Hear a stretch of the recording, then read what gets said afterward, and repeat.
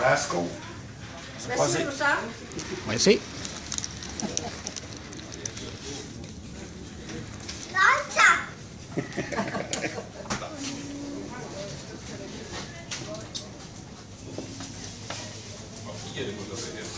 Lige der. Nok på den anden ende. Der var den jo. Så skyder vi med skarpt. Ja, det gør jeg hver gang. Jeg kun ramt mig selv en gang, hvis jeg lige sidder i dag, så jeg ikke får hurtigt.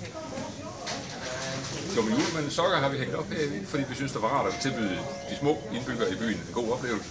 Og så prøvede vi for første gang nu at gøre det, og vi er jo overvældet over det antal. Jeg tror, det er godt og vel 100 sokker, der har hængt her og pyntet i butikken. Så nu kommer der store øjeblik, hvor de skal afhentes. Det er da nok en ting, vi overvejer at gøre igen til næste år, tror jeg, hvis julemanden vil være med. Så åbner vi den bagved. Eller jeg tager i selv her bagefter.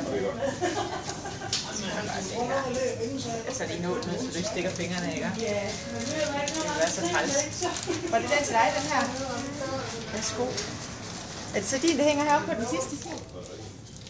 Ej. Er der mere dernede i, Cecilie? Ja.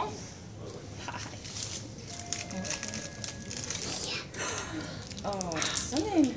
Hvad er der mere dernede? Ej, hvor ligger chokolade. Og Silje, der er mere nede i. Jeg ved ikke, hvad det er. Frederik, hvad er der nede i din så?